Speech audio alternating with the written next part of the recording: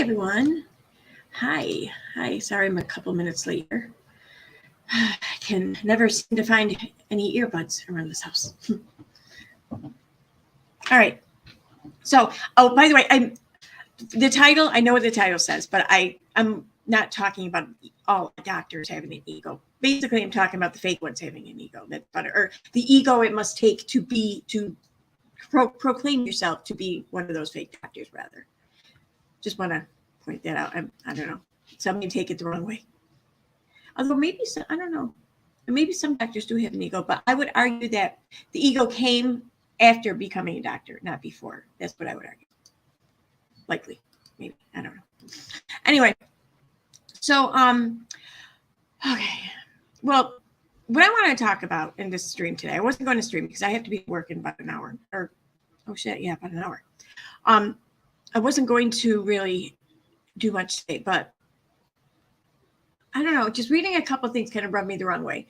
And my issue with this is, again, I mean, yeah, naturally, of course, I care about the victim in this case and everything, but this has, I think, an additional or more than a human aspect interest in it for me. Like, just because of the activities I have been a part of for so many years online, that this stands out to me more than most other situations, I think. Hey, Dana, what's up? So that's why I wanted to talk about this Dre McRae character. Because Katie Joy had said something where she came right out and accused Dre McRae of having Munchausen by proxy or factitious disorder.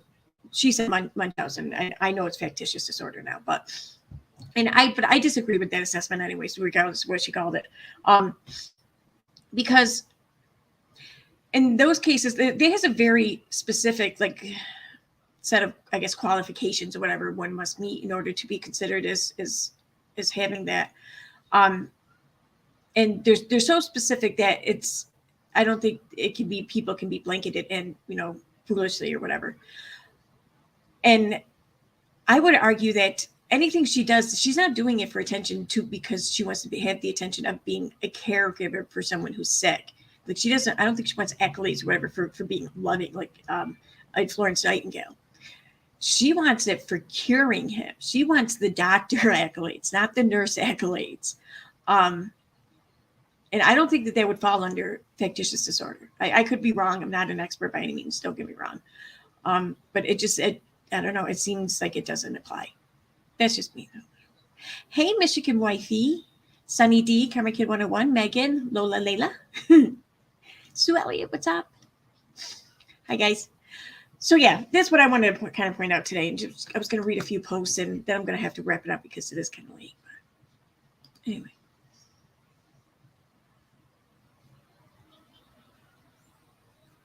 Oh, and one other thing, too.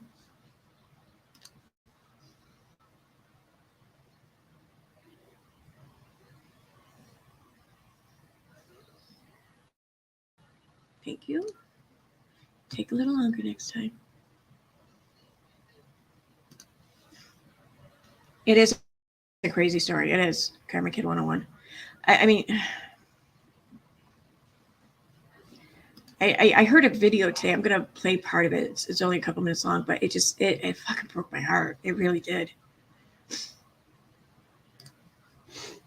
I'll do that, though, before we leave. So then I'll send you guys all back out into your lives, all depressed and shit. Yeah, that's me. Well, so I did read somewhere it's kind of a fine line between comedy and sadness. I think they could have been bullshit, though. So yeah, there's a couple of posts here on Without a Crystal Ball's page here. She's trying really hard to frame Dre as his like to frame Dre as being Von's intentional, killer. And I don't think that that's the case, but I mean, what do I know? About as much as her, probably. But I don't know. It's the more I learn, the more it just seems like, yeah, I think that there is some negligence or some culpability there. But I'll be very, very shocked to hear if it's something like Murder One or something. I don't see that. I don't see, I just don't see that. I don't. But here this is one of her arguments for it. How Dre cannot stop thinking about death. She starts talking about what her death would be like, and then switches it to if Vaughn died. She said the thoughts were keeping her up at night about something terrible happening to them while on a trip. Vaughn is currently in a coma for an alleged. Okay, all right. So, and here's the thing.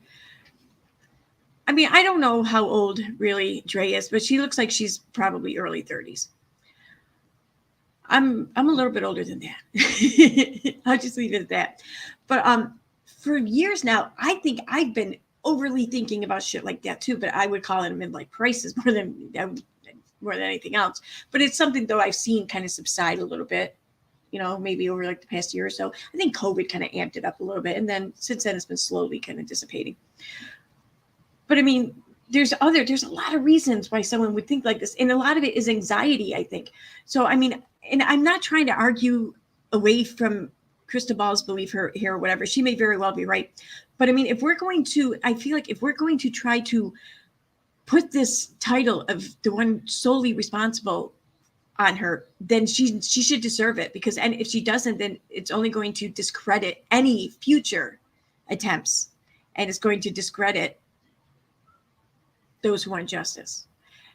So that bothers me. This is what bothers me about all this. And like the fact that I had put a tweet up earlier, because Katie Joy had put one out, or a post or something out, where she assumed, concluded that Vaughn had succumbed to his injuries, I'll say. And now, sadly, that may very well happen. But by claiming it's happened now and to make this other argument, you are discrediting everything that your arguments will lie on, because the foundation of it is based on bullshit. And this is where I get annoyed, because when people do that, they think they're doing it for the betterment, or for the good or whatever, but they're not. They're doing it for their own agenda, and it ends up hurting whatever it is you think you're fighting for. That really bothers me, because a lot of people do that will claim to be doing so is a form of advocacy, but it's not. It's, if you were truly advocating, then you would be acting on that issue's sole interest, and not your own or anyone else's. So that's what bothered me about this, but I'm moving on. I'm going to get to the whole point of the stream. Okay, so here. Yeah. Here, she's talking about how Dre on March 8th had did this live on her sales page for paparazzi accessories. But during the live, she did not sell any jewelry. She promoted the technology as a way to help heal family members. It's this biofeedback technology. I don't know. And she says, Dre went through her biofeedback work with Vaughn. She was working on healing his pituitary gland, phosphorus, and epilepsy. After working on it, this makes it sound like a mechanic in a shop, you know. But I mean, this is kind of how, like, I don't doubt that this is how Dre talked and made it sound too, because she's not acknowledged enough to know the specifics, to know what working on it would entail, so she can't accurately describe it. Anyways, after working on his pituitary gland on the computer, she claimed she improved the function of his pituitary gland. See, why did she have to proclaim that from the computer? I mean, and if you hear me, okay, any mocking I'm doing at this point right now is not directed toward Katie Dre. I want to clear that up, because I understand some people may have a hard time differentiating, but no, this is all to Dre. Why the computer? I mean, because again, it sounds like you just drove a car in and you hook something up to the computer chip and you're waiting to see what the ailments are.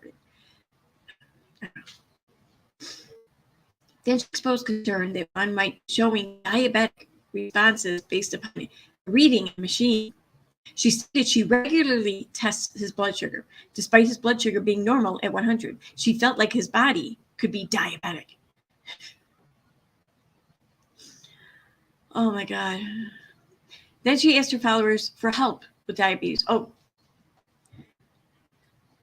that's weird. She knew enough to diagnose him with, what was that? With diabetic responses. I don't know what else to call it here. But then she asked her followers for help. Dre regularly uses this program to heal her family. She diagnoses their medical conditions from this program. FYI, okay. See, that's the thing. I don't doubt that. I don't doubt that she regularly employ. Oh, I'm sorry. I thought it was sharing screen this whole time. I'm an idiot. I'm sorry. Oh no, I am. Okay. It's just my tab was delayed. My StreamYard tab is like 5 seconds behind, but this isn't the YouTube window. This is the one that's supposed to be in real time, and it's still like 5 seconds behind. Anyway, like a lot of these devices or whatever, there's, even if they're like accepted or whatever by the medical community, and the companies in which make them and make them available to the public could still be brandishing them as a bit of a gimmick. And if they're not fully backed, then you have to kind of expect it to be kind of a gimmick, I think. So she's using these devices, or this device, and I don't, possibly others, and she's using this as a diagnostic tool.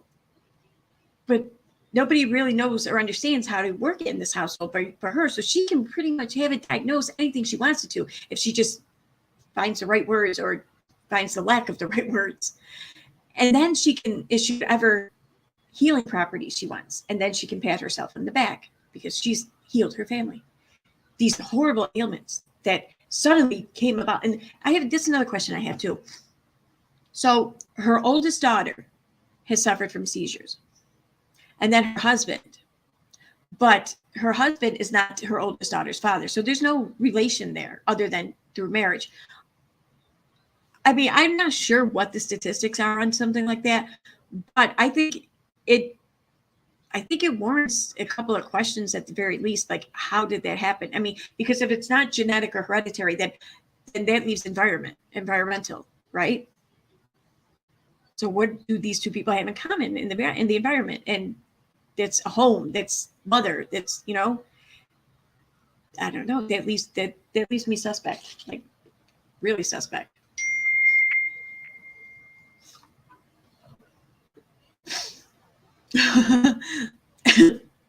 Dana says you can't fix the gland if it doesn't work, or sure people will be thrilled. Yeah, you're right.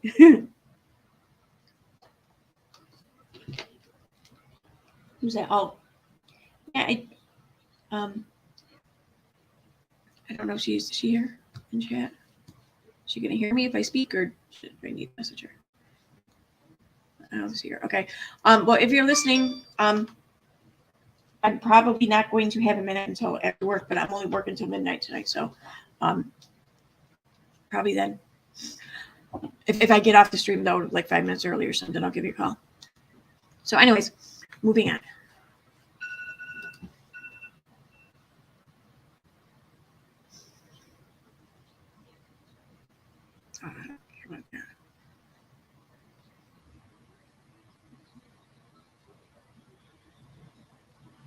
I don't want to put the kids up on screen either.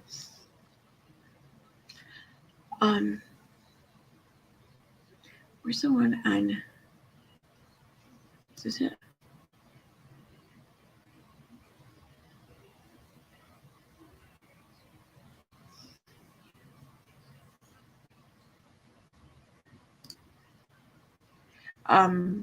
Is this it? One of these.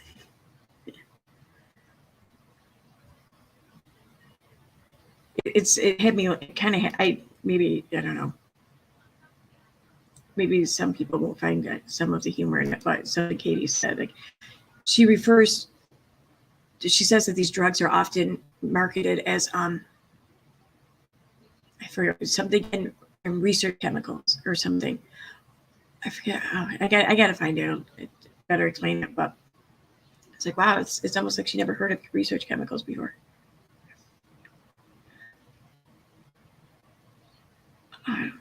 Okay, so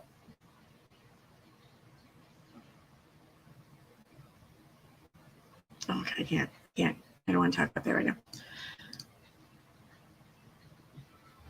At home, she regularly treated Von's seizures with Ativan, Xanax, and Kratom. Like, you can't regularly treat anything with a narcotic prescription, with narcotic medication, which is what Ativan and Xanax are. Kratom's not, but, and I'll get to the Kratom part in a minute. She told Von to tell the doctors that he only uses valerian root. She admits that she will go to Mexico to get narcotics for him. Dre also admits that the only reason they were at the doctor was to get pain meds for Von's back. So she came right out and said that she was doctor shopping. Okay. Kratom is addictive and acts on opiate receptors in the brain. Some people who develop addictions to opioids try to wean off the drugs by using Kratom. Yeah, it has arguably saved lives, in my opinion. Some people have wondered if Dre was doctor shopping for pain medication for Von or himself. I just said that. She admitted numerous times on a live that she snuggles drugs from Mexico. Yeah, someone had pointed that out earlier. I laughed. Snuggles. Okay. I'm not going to give her a typo here and there, but just for someone who makes a living doing this, God damn it, she has a lot of them. She admitted numerous. Okay. This could be some of the most damning video to come out. Credit to Exposed for finding and posting this audio first. Yeah, I played that when I think, or I listened to it. I don't know.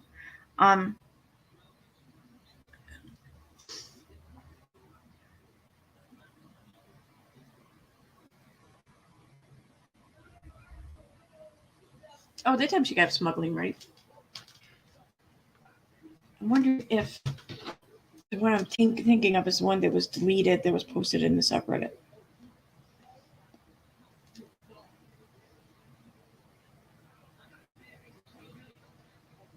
Media post. Oh no, okay. So that has to do with apparently her driving record is suspended or something. I don't know why that matters.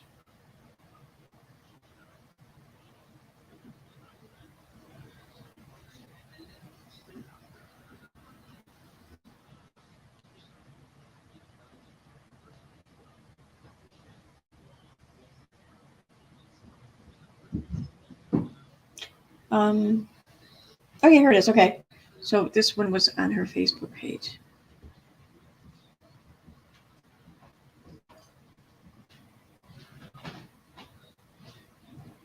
Dre McCray.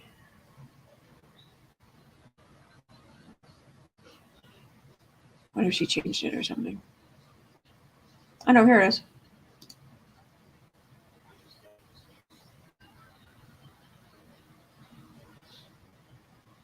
Right?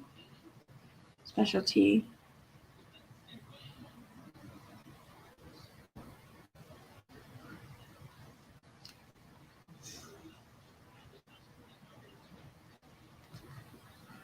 Oh, she took it out though, it looks like. All right, at the bottom here, she did have Herbal Mind's website states that kratom is not for consumption and only for aromatic and research purposes. I read that and I kind of laughed for a second because apparently Katie doesn't know what research purposes means. It's lingo for people who buy designer drugs. It means to take them, to consume them. That's what research purposes means. So for her to say, even the website states it's only for this and for research purposes. Well, the website stating that it's for consumption. That's how they get by the laws. So I don't know. I just thought that was, I'm not sure how someone can really report accurately on much of this if they don't understand it themselves or they're unaware of it. But that's what it means when you see that. That's what it means.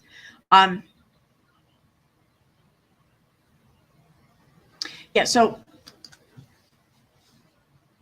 what I found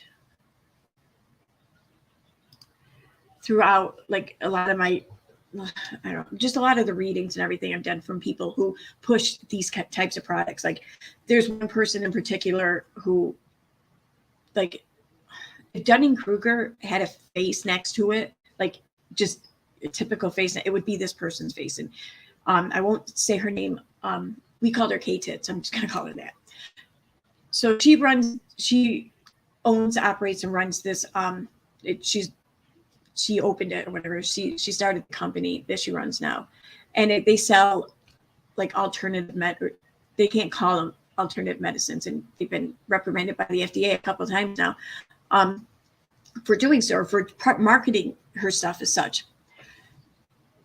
But this is what she markets it as. She has something for pretty much every ailment. She advises giving your colicky baby fucking catnip.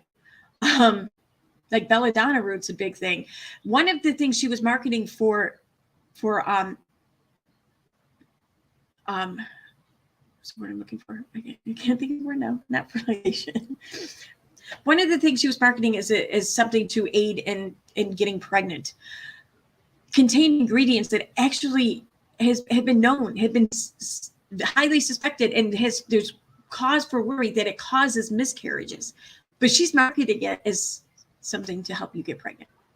And here's the thing. She calls herself an herbalist, someone who is very knowledgeable in these areas. She touts all of these qualifications, but they are self-given qualifications. She calls herself an author. She self-printed her book, basically. She self-published her book. So yeah, technically, sure, but you're using words purposely to give it something other than, to give an impression of something other than what it technically means. And by doing this, I've watched it happen for years. She feeds into her own ego, her own id, whatever it is you want to call it. I think it is, they call it id or whatever. She feeds into it, and you see her becoming more and more bolden, more and more convinced in her capabilities. And therefore she goes up and she tries to do more and more things, believing she can. And people will then ultimately believe her, because if there's no one there to dispute this or to, I don't know, point out the humility she's lacking, then why would they? Especially if they're desperate, especially if like anything they tried through modern medicine didn't work. If they feel like modern medicine failed them and they have nothing left to lose, maybe they may feel like, well, here's that. And that can be very profitable. She has proven that, sadly. And that's the thing with a lot of these people in this field. And Dre is no different. Dre was starting to market her own shit, or at least putting her name to products anyways, as if they were, her own, like they're approved by her. And before long, I have no doubt that she would have done the same thing as K-Tits did. But there's a reason why. There's a reason why are those who are in charge, or anyone in society rather, there's a reason why people insist that an education, a minimum education is obtained, and obtained to a certain satisfaction. There's a reason why licensing exists. There's a reason why people have to reapply for their licenses. There's reasons for this. Just because someone graduates medical school and then becomes a doctor doesn't mean that's it, they're done learning. No, like they've only done like a small percentage of their learning. That's a field where there's always more to learn, and you need to keep up with it. But there's nothing regulating those who call themselves experts in these fields. And I know a lot of people think, well, I mean, they're just herbs, they really can't cause any damage. But it's not just about the damage that they can do physically, which I argue that some of them can do damage physically, but yeah, most of them can't. And the dose makes the poison. I get that. But the damage they cause, though, is giving them this leeway, this gray area where they can present themselves as something other than they are, for the purpose of gaining trust, not just gaining money, but gaining trust from people. I mean, think about how much you trust your doctor, or a doctor in your life, whatever, something, whether it be a psychiatrist, whether it be a medical doctor, whatever. You've trusted them because they had the accreditations to their name. But they trust it.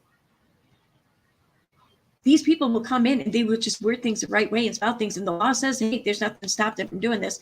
And then they will gain that trust. And then they will misuse that trust. There's a reason why these people aren't licensed or required to carry license, and no insurance company would probably take them anyway. But there's such thing as medical malpractice insurance to help avoid that, or even just a mistake. There's insurance will agree to cover a mistake if all these other things are met to hopefully prevent ever making a mistake. I think that gives patients a little bit of a peace of mind and some security. So if that's not there, but yet these people are still allowed to present themselves in a way in which they will inspire those around them to trust them the same as if these safeguards were in place, but they're not in place.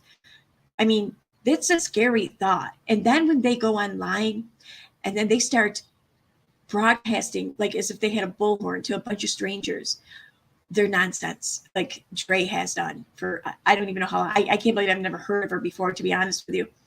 When they do that, I mean, I know there's this whole argument when it comes to freedom of speech, like the whole yelling fire in a crowded theater, which I want to say that the whole argument against that, it's not, we only learned like part of it, the beginning part of it in school. That whole argument continued for over decades now. And I don't think that the outcome is quite where we think it is. But I'm going to use this as an example nonetheless. I mean, if the majority of us agree that you should not be allowed to knowingly lie and yell fire in a crowded theater without caring that people could become injured as they staple on everyone on their way out. If we agree that is really shouldn't be allowed, then why is then shouldn't there be some sort of repercussions or something for yelling the figurative fire when it comes to health pandemics or misinformation being spread by those who don't have the knowledge or the expertise to know what they're talking about, but can assist that they do? And I get it, free speech. This isn't saying that they can't say these words, that they can't talk with their friends, that they can't talk at a community meeting, whatever. I'm talking about on a huge stage where the potential of audience is never ending, that something like the internet. Like if someone is talking on Facebook and they have like tens of thousands of followers, like they're a prominent figure, they're a known figure, they're using their platform, a platform that is different from most other people online. They're using that platform to then spread these thoughts and ideas. I mean, okay, all right, new mattress. All right, sorry. Dog had to go out again. But I mean, shouldn't, I don't know what the answer is here. I'm not saying that anything should happen or should be done as a result, but if anything, I would argue, say that the responsibility lies on all of us to better inform ourselves so we can better spot the bullshit when we see it and call it out when we see it. But I don't see that happening either. I mean, I don't know. Just this is one thing that's always caught my attention when I was really actively involved in the vaccine community on Facebook there. And I don't care if people vaccinate or not. I mean, I have my own personal thoughts on the matter, but if someone I know doesn't vaccinate, unless they tell me, I'm not going to know, and it's not going to be a big deal. It is what it is.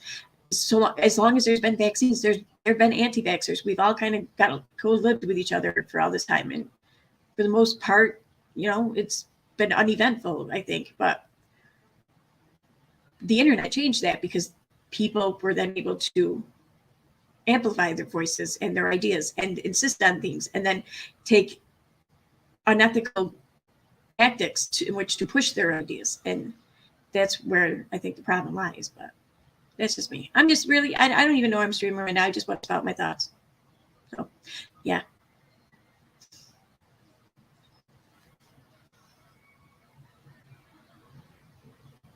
Yeah, and that's the thing. I mean, I don't know. I haven't really watched in the chat because it distracts me, and then I lose get off point and everything.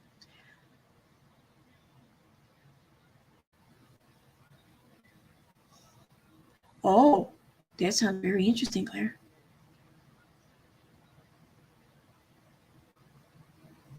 Oh yeah, Claire says, I read that in America post the pandemic lockdown, there was a decrease in confidence in science/doctors in our country, about 3%, still too much considering it's uphill. Yeah, the thing is, though, is that was decreasing before the pandemic. I think the pandemic may have just accelerated it, the decrease a bit, but it was not the cause. It wasn't. I mean, there's a lot of cause for it, but what was driving it from my point of view was the spread of information, and not just the spread of information, but the spread of information without any pushback. Because I think that those who do have the information, the correct information, you know, the experts, everything in the field, I think that they fucked up. No one was talking back against these people who should have been. And no one, and those who should have been, many of them were just so freaking corrupt that maybe they just couldn't be bothered. I have no doubt that's the case. And that corruption, you know, has a domino effect. It affects a lot more things than you think of. It more case in point, trust and confidence. So I think those in charge, I think they by and large fucked up. But that's my opinion. I do need to start wrapping this up. I wanted to play. Oh yeah, say still my comments and create. I'm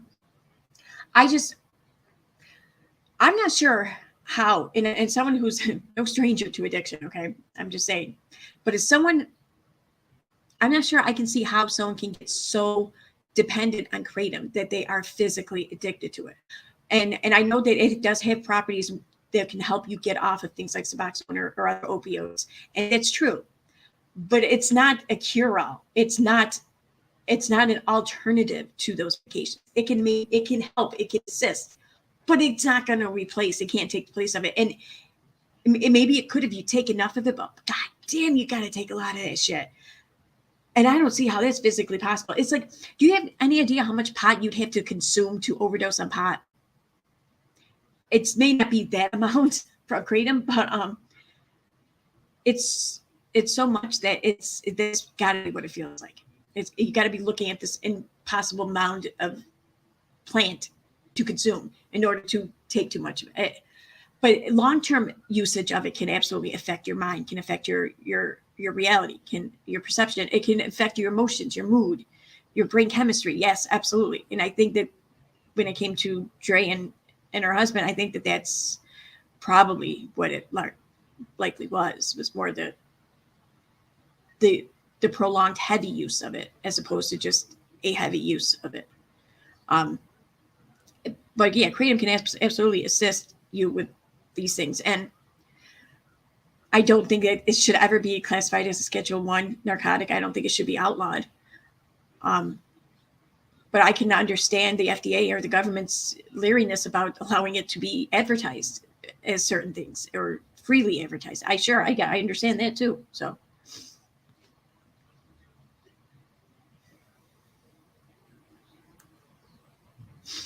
Yeah, kratom. Oh my God, there's like I could eat a pound of weed a hell of a lot better than I could eat a pound of, like in 2 teaspoons of kratom. It's that bad.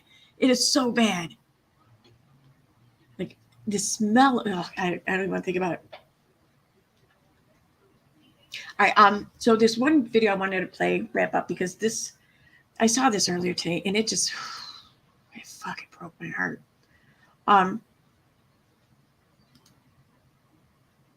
Oh no, that was it, wasn't it? Yeah, it was. I don't know what that is. Okay. So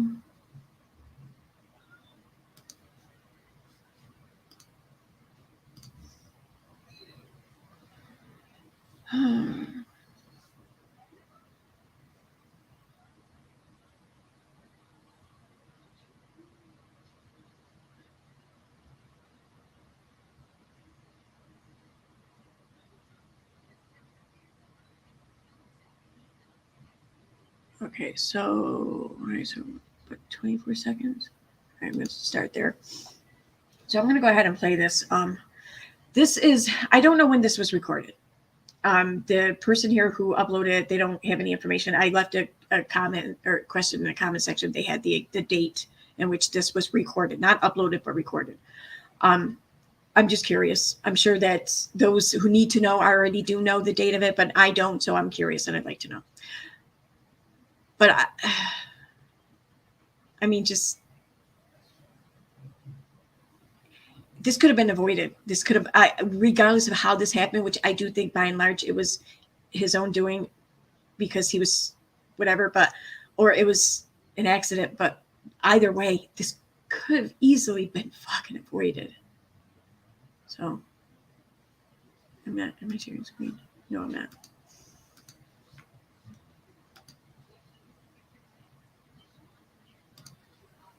Yeah, okay.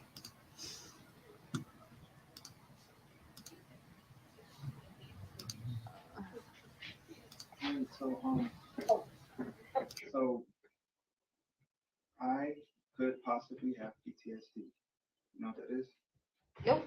That's a post-traumatic stress disorder, which means that anything that happened in the past can hurt. That hurt you really bad.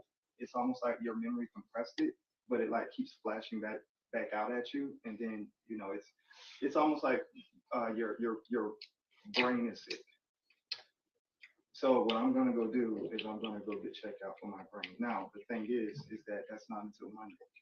You know what depression is? Yeah, I know it's depression. Right now, I am extremely depressed. Eat my hand. I really can't. To me, like to me, it's just the aura is depressing, and in order for me, because to be honest with you, and I'm telling you this with all seriousness, I feel like if I stay in the house again tonight, I might not wake up tomorrow morning. And it's not because I want to hurt myself or harm myself. I'm actually going to get help. I'm a survivor. But I feel like because of the stress, because stress is the number one killer in America, because of the stress, I think it might cause me to just stop. I don't know. But in my mind, that's what I'm thinking. Emotionally, that's what I think. Come here. Physically, that's all I can feel. Raza, come here. Even though I'm trying, even though I don't want to. But that's the only thing that I can do. The only thing I can do is get out of the house. So what I'm gonna do is I've already packed up. I'm gonna leave until Monday. Monday is gonna be the day that I actually get checked out. At that point, then everything else will start coming around. Is Jacob gonna go with you? No, he doesn't. I don't want him to go on that. Well, I'm not necessarily really. Okay, sorry. No, he's okay. So I'm gonna take off for a while and then I'll come back. Okay. But it's for me to get help, okay? I'm not doing this because I just don't want to be here or I don't want to help nobody or anything like that. I want to be here. But I don't want to lose this. Don't do that. I don't want to lose my mom. So in order for me to not do that, sometimes you just have to go. Are you gonna be gone for a few days, like, or are you gonna come around? I'm gonna be gone until Monday. Monday's when I'll come back. I hope you know that when you go to a psychiatrist, sometimes it's not immediate help. It takes a series of appointments in order for you to get better. And if you are literally saying that you might not wake. Like, I heard that, dude. That pissed me off. Like, so you're trying to tell him, you know what? You're not going to get the help as fast as you think you are. So why even bother? What? I don't know. Oh, and Peter, yes, of course you're welcome here. But when I saw Peter show up, it reminded me I could get bots, so that's why I did what I did. But of course, you're welcome here, Peter. Not wake up. Because no. That's a hazard, and then he's gonna do that, and he can hit someone. Then I really think you need to go to a hospital. No, what I'm trying to tell you is the fact of I'm stressed here. That's what I'm trying to say. It's not really up for discussion, but I'm just letting you guys know what's going on. It's not up for discussion, but you literally stop because you you're doing told it right now. I'm literally like all I'm doing is talking. That's it. but you're talking about something that I told you I don't want to talk about. Marvon, you just told my kids something very heavy that you might not wake up tomorrow. Yeah, but you're that trying is to get me to do something that I don't want to do. Marvon, that is something very serious. And why are you staring at me so hard? I'm looking at you, but I don't think you understand the weight of what you just told them. That is very serious. Drea, a lot of the stuff that's been going on in this house is very serious that I haven't even been able to open my mouth about, but everybody else knows. Vaughn. You understand what that says? Vaughn.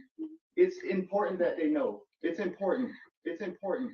Vaughn. It's important that you understand. That yes, that you need help. Yes. Okay, yes. so allow me to get it on my own and don't push me. The first thing I told you when I'm not pushing you, but I have to take care of them as well, whether you're here or not, and you telling them something that's severe and serious, it is not okay. We don't know where you're going. We don't know anything. I don't and even know where I'm going, but then the that worries me. And that's the thing. This is the stuff that stresses me out. This is why I shake and fall and do all types of things because I can't take this. I can't take Marvon, there's literally I'm not yelling at you. Divorced. I don't want us to be separated. I'm not yet. Okay. Everything in this relationship right now is just one-sided, and it's not. It's sometimes it's just easier. It's not. I just can't. And you walk away, Vaughn. Because you're I feel like you're just trying to keep saying the same thing and trying to get me to understand your point, but you're not really understanding what I'm telling you. Marvon, I understand right now, clearly, but I don't. Mentally, I'm about to break down. Girls, I need you to go to the room. I'm sorry. Please take son. No, you can go in my room. Please.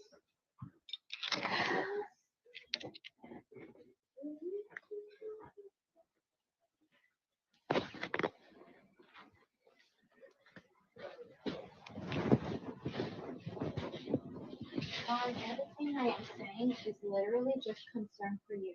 Okay, to be honest with you, I really don't feel like you are that concerned. And I'm just saying, I know. Your actions are really not speaking. There's no actions that I'm doing. Exactly. Your actions are not speaking. The only thing you're yelling is you need to get help. You need to get help. I'm not yelling. You're not yelling. I'm just saying. The only thing I'm hearing is you need to get help. You need to get help. I asked, what do I need to get help with? Oh, you need to go figure that out. Guess what? I'm doing so. I already told you, and it's not. Our conversations are nowhere near what you're even describing. I feel like you're not really understanding. The counselors. Trust me, I understand. Listen. The counselors, they talk. The only thing they do is they write down everything you want them to know for the psychiatrist. The psychiatrist then will book an appointment, and then after that, you start your sessions. That's how it goes. I'm telling you, bro. I'm asking every single person. I know, Marvon. So please stop. Please. Yes, stop. Okay, I hope you know that I'm gonna call someone now that you're leaving. Andrea, I wish I would have just been able to get a hotel room, but you don't want to give me anything. I don't have anything to my name because of you. For $2,000, bro. $2,000. Okay, I don't know what's happening. I don't know what's gonna happen. But bro, just because I'm asking for it doesn't mean that I'm not gonna pay it back, or do I even deserve it? Fine. That's what makes it. I feel like shit because I feel like you don't even think I deserve to. But